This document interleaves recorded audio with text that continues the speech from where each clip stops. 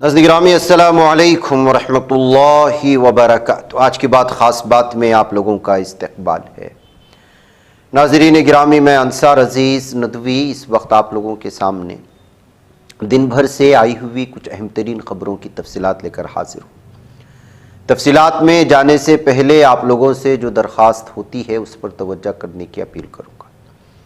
آئیے پہلی خبر کی جانب بڑھتے ہیں۔ عید میلاد النبی صلی اللہ علیہ وسلم کے موقع پر کانگریس کے سرکردہ رہنماؤں نے مبارکبادی پیغامات جاری کیے ہیں اور پیغمبر اسلام حضرت محمد مصطفیٰ صلی اللہ علیہ وسلم کے امن، مساوات، بھائی چارے کے پیغام کو یاد کیا۔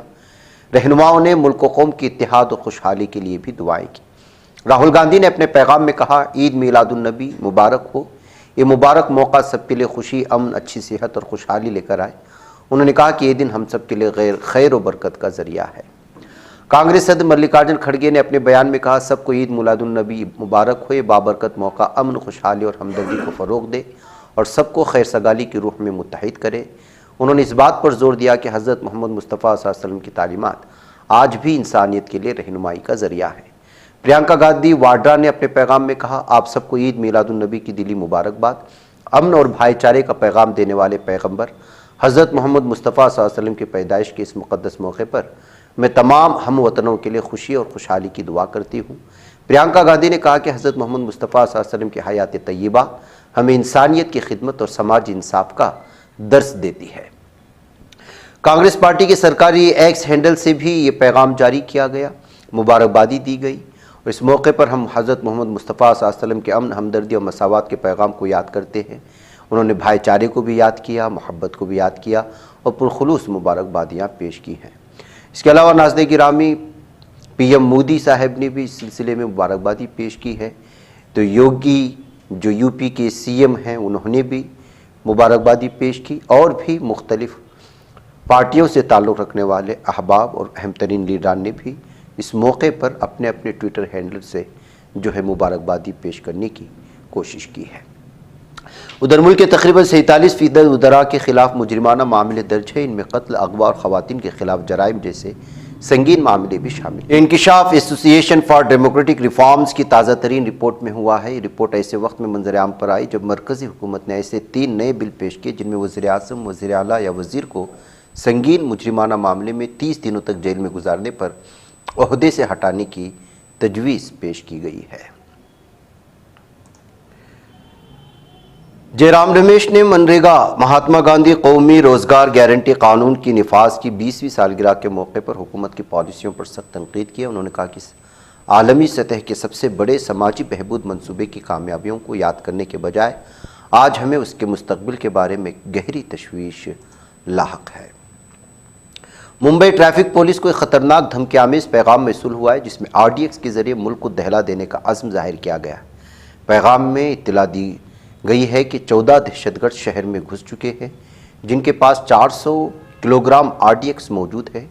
یہ دھمکی آمیز پیغام کنٹرول روم کو ملا جس نے سیکورٹی اہلکاروں میں گہما گہمی پیدا کر دی۔ پیغام ملتے ہی پولیس مستعد ہو گئے، معاملے کی تحقیقات بھی شروع کر دی ہے۔ ایک افسر نے اس سلسلے میں جانکاری دیتے ہوئے بتایا کہ گنیش اتسو کے 10ویں دن اننت چتردشی کے لیے پولیس سیکورٹی انتظام کرنے میں مصروف ہے۔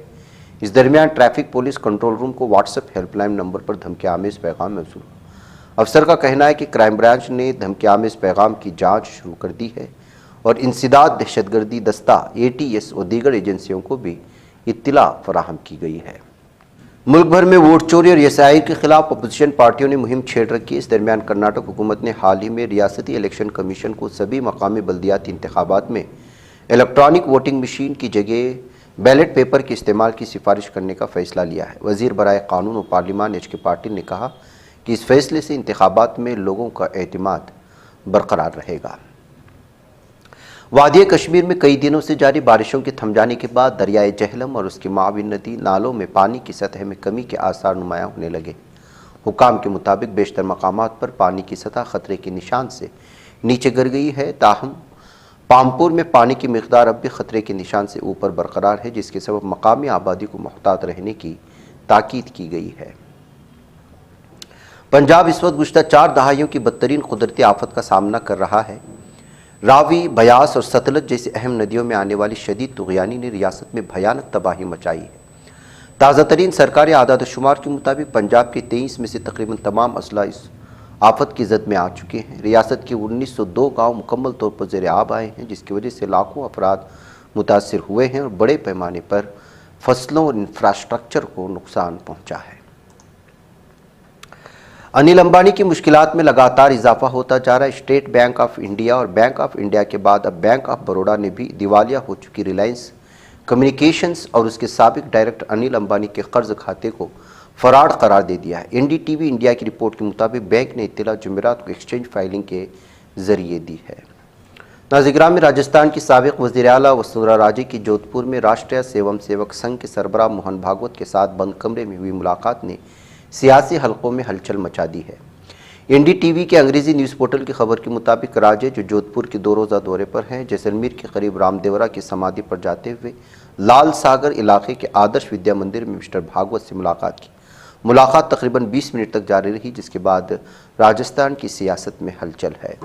ملک بھر میں گزشتہ 5 سالوں میں 37,000 سے زائد اسکولوں کی تعداد کم ہو چکی، ان میں سے 23,000 سے زائد سرکاری اور سرکاری امداد یافتہ اسکول ہیں۔ سال 2021 میں ہندوستان میں کل 15,09,136 اسکول تھے، جو اب کم ہو کر 14,71,473 رہ گئے۔ مرکزی وزارت تعلیم کے ذریعے تعلیمی سال 2024-25 کے لیے جاری کردہ unified district information system for education plus UDISE کے اعداد و شمار کے مطابق صرف پچھلے ایک سال یعنی 2024-25 میں 5,303 سرکاری اور سرکاری امداد یافتہ اسکولوں میں کمی آئی۔ اس کے بعد سال 2024-25 میں سرکاری اسکولوں کی تعداد کم ہو کر 10.13 لاکھ رہ گئی، جبکہ 2023 اور 24 میں تعداد 10.18 لاکھ تھی۔ امریکی صدر ڈونلڈ ٹرمپ نے جاپان کے ساتھ ایک نئی تجارتی معاہدے پر دستخط کیے، جسے انہوں نے امریکہ جاپان تعلقات کے نئے دور کی شروعات قرار۔ اس معاہدے کے تحت جاپان سے امریکہ آنے والی تقریباً تمام مصنوعات پر 15% بیس لائن ٹیرف عائد ہوگا، تاہم auto mobile, auto parts, arrow space مصنوعات، عام دوائیں اور قدرتی وسائل جو امریکہ میں دستیاب نہیں ہیں، انہیں اس ٹیرف سے جزوی یا مکمل چھوٹ دے دی گئی ہے۔ تھائی لینڈ کو آج نیا وزیر اعظم مل گیا۔ تھائی اراکین پارلیمنٹ نے مشہور سابق تاجر اور سیاسی ہستی انوتن چارنویرا کو کل وزیر اعظم منتخب کیا ہے۔ وہ کووڈ وبا کے دوران تھائی لینڈ کے وزیر صحت تھے۔ چارنویرا کل کو کیمبس کنگ، گانجا کنگ کے نام سے بھی جانا جاتا ہے، کیونکہ انہوں نے 2022 میں گانجا کو جرم سے پاک کرنے کی حمایت کی تھی۔ روس اور یوکرین کے درمیان جاری جنگ اب ایک نئے موڑ پر پہنچتی دکھائی دے رہی ہے، جہاں بین الاقوامی برادری کی مداخلت کے امکانات بڑھ چکے ہیں۔ یورپی ممالک کی جانب سے امن فوج بھیجنے کا عندیہ اور روس کی جانب سے سخت رد عمل ایک نئے ٹکراؤ کی نشاندہی کر۔ ایسے میں اگر فریقین میں جنگ بندی سے متعلق کوئی باضابطہ معاہدہ نہ ہو پایا تو آنے والے دنوں میں خطے میں کشیدگی میں مزید اضافہ ہو سکتا ہے۔ امریکہ کے سابق قومی سلامتی کے مشیر جان بولٹن نے 4 ستمبر کو صدر ڈونلڈ ٹرمپ اور وزیر اعظم نریندر مودی کے درمیان تعلقات کے بارے میں بڑا بیان دیا۔ کہا کہ صدر ڈونلڈ ٹرمپ کے وزیر اعظم نریندر مودی کے ساتھ بہت اچھے ذاتی تعلقات تھے، لیکن اب وہ ختم ہو چکے۔ انہوں نے خبردار کیا کہ امریکی رہنما یعنی ڈونلڈ ٹرمپ کے ساتھ قریبی تعلقات عالمی رہنماؤں کو بدترین وقت سے نہیں بچا پائیں گے۔ اسلامی تحریک مزاحمت نے ایک مرتبہ پھر عالمی برادری، عرب و مسلمان ممالک، اقوام متحدہ اور بالخصوص سلامتی کونسل سے اپیل کی ہے کہ وہ اپنے فرائض ادا کریں اور فلسطینی عوام کے خلاف جاری نسل کشی کو روکنے کے لیے فوری و مؤثر اقدامات اٹھائیں، تاکہ قابض اسرائیل کی فاسسٹ حکومت کو لگام دی جا سکے اور اسے اپنی انسانیت سوز جرائم کا حساب دینے پر مجبور کیا جا سکے۔ امریکہ کی وزارت خزانہ نے 3 فلسطینی حقوق انسانی اداروں پر پابندیاں عائد کر دی۔ ان اداروں کی جانب سے قابض اسرائیلی فوج کے ہاتھوں فلسطینیوں کی نسل کشی کی تحقیقات کا مطالبہ کیا گیا تھا۔ امریکی انتظامیہ کے یہاں ان اداروں کا عالمی فوجداری عدالت کے ساتھ تعاون کرنا ہے، ان کے خلاف اس ظالمانہ اقدام کی اصل وجہ بتایا جا رہا ہے۔ یہ تحقیقات قابض اسرائیل کی جانب سے غزہ میں ڈھائے گی اجتماعی قتل عام، نسل کشی کے جرائم سے متعلق ہے۔ قابض اسرائیلی فوج کی جانب سے غزہ پر نسل کشی کی جنگ 700ویں دن میں داخل ہو چکی ہے۔ وحشیانہ یلغار امریکی سیاسی و عسکری سرپرستی میں جاری ہے اور عالمی برادری کی شرمناک خاموشی نے اس خونی مہم کو مزید طاقت دی۔ نتیجتاً بھوک، جبری ہجرت اور اجتماعی قتل عام نے 2 ملین سے زائد انسانوں کی زندگیوں کو جہنم بنا دیا ہے۔ یمن میں انصار اللہ کے قائد عبد الملک الحوثی نے کہا کہ قابض اسرائیل امریکہ کی شراکت سے فلسطینی عوام کے خلاف صدی کا جرم اور عصر حاضر کی سب سے بڑی رسوائی جاری رکھے۔ انہوں نے زور دے کر کہا کہ مظالم ان تمام افراد کے لیے ننگوار ہیں جو خاموش ہیں یا اس جرم میں شریک ہو چکے ہیں۔ ग्लोबल समूद फ्लोटेला ने जुमेरात को ऐलान किया है कि जनूबी अफ्रीका के अजीम रहनुमा आन जहान नेल्सन मंडेला के पोते मंडेला ने इस काफिले में शमूलियत इख्तियार कर ली है जो गाज़ा के मजलूम आवाम पर काबिज इसराइल की मुसल्लत करदा मुहासिरे मुनज़्ज़म भूख तोड़ने के लिए रवाना हो रहा है। इस्लामी तहरीक मज़ाहमत हमास की क़यादत की आला सतही वफ़द ने जुमेरात को दोहा में ईरानी वज़ीर ख़ारिजा अब्बास इराक़ची और उनकी हमरा आने वाले वफ़द से मुलाकात की। इस मुलाकात की क़यादत हमास के गाज़ा में सरबरा खलील अल-लहया ने की है। अक़वाम मुत्तहिदा के माहिरीन ने कहा है कि दुनिया को ख़ाब इसराइल को रोकने के लिए फ़ौरी इक़दाम करना होगा, इससे पहले कि वो गाज़ा में बाकी बच्चे सहाफ़ियों को भी खामोश कर दे। इन माहिरीन में फ़िलिस्तीनी सरज़मीनों में इंसानी हुकूक़ के ख़ुसूसी माहिर फ्रांसिस्का अल्बानीस और आज़ादी इज़हार के ख़ुसूसी माहिर इरिन खान शामिल हैं। नाज़रीन गिरामी, आज की बात ख़ास बात में इतना है। इंशाअल्लाह फिर मुलाकात होगी। अस्सलामु अलैकुम रहमतुल्लाहि व बरकातहू। ये चैनल हक निगर बन कर कुचल देता है फितनों को, अगर गंदी हो पॉलिसी तो मरते देख कितनों को।